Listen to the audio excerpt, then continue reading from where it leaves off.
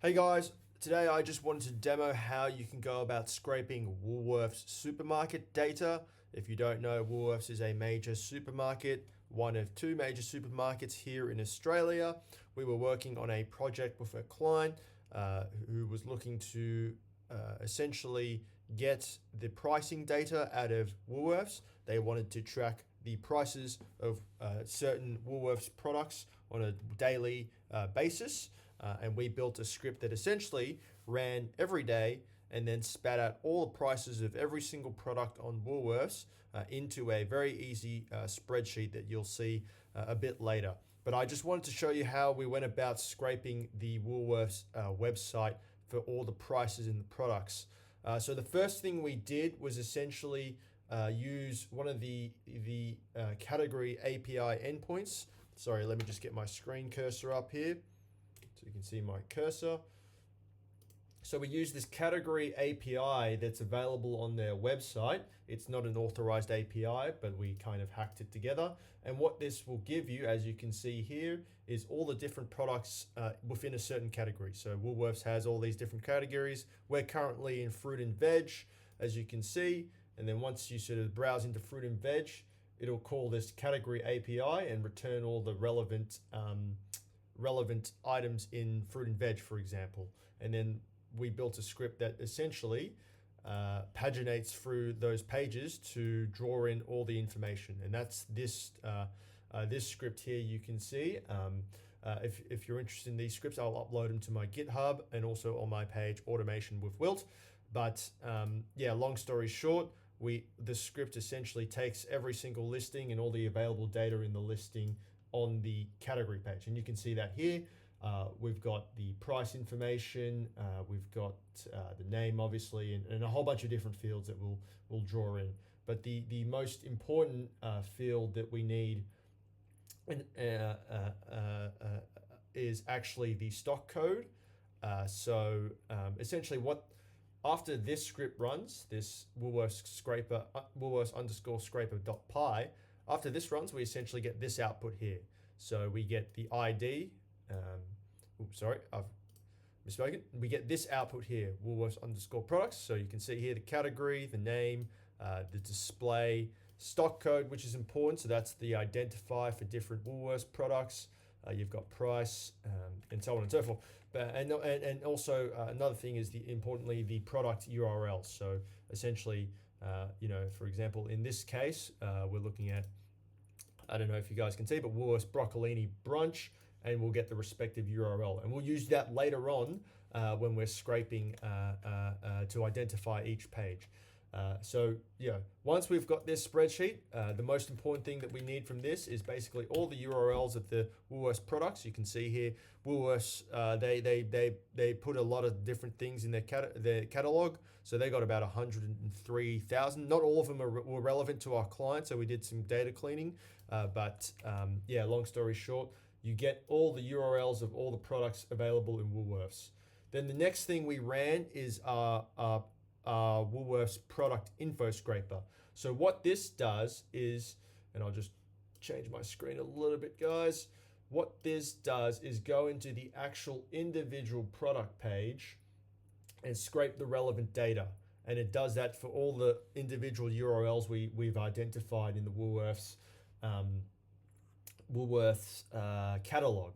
And it picks up all the different data that's available within the individual listing. And there's a lot more data in there as well. For the client thing, we only needed the previous script, but I think this script could be interesting to you if you're looking to scrape Woolworths as well.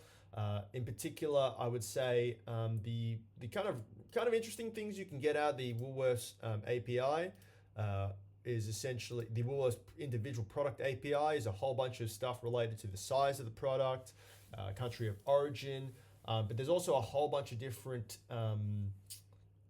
nutritional items that you can pull out of it. So for example, you can pull out how much salt something might have, and the energy and the kilojoules and things like that.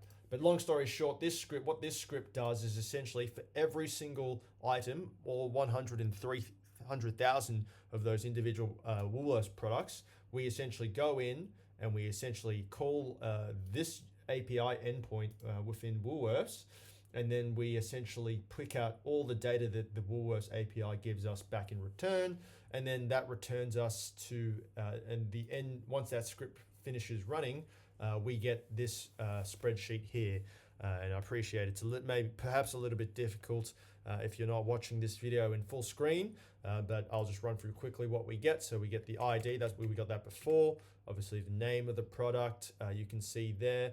A Woolworths description as well, a longer description, price of course as well, but a whole bunch of, as I was saying before, a whole bunch of interesting sort of nutritional information if it's a food product. So energy, protein, fats, saturated fats, carbohydrates, sugars, dietary fiber, all those kind of things that might be useful in your application. So for example, it wasn't relevant to this client project that we were working on, but for example, you could build a AI that could calculate the that took a recipe and then could work out the ingredients necessary for that recipe and then calculate sort of the nutritional facts of that recipe. So you could do something like that. It also has ingredients. So for example, you could also do something where you for example had you could scan a receipt of a person, and then it could identify maybe whether there was anything that you were allergic to, because you could see if there was, for example, nuts in a certain processed item. And another application that we're currently in talks with, with a more freelance project that we could look at, is essentially, pregnant women.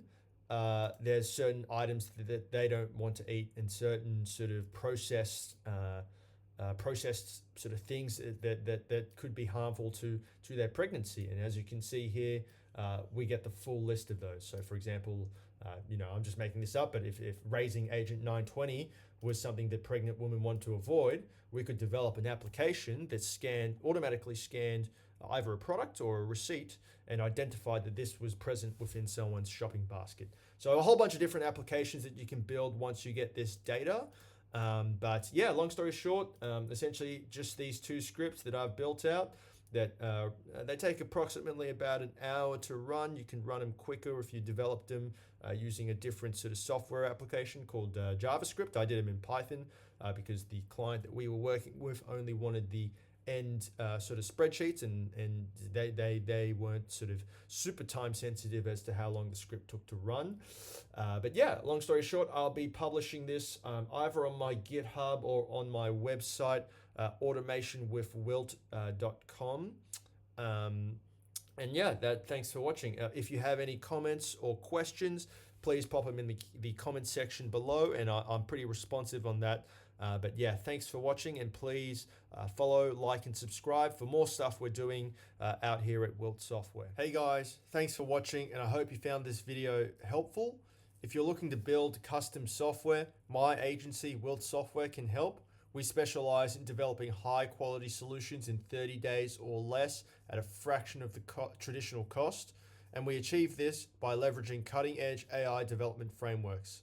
To learn more or to start your project, please visit my website, wiltsoftware.com, or email me directly at my email, which is sales@wiltsoftware.com. Alternatively, I also have my Calendly link in the comments section and also in the description. Thanks again for your time, and I'll see you in the next video.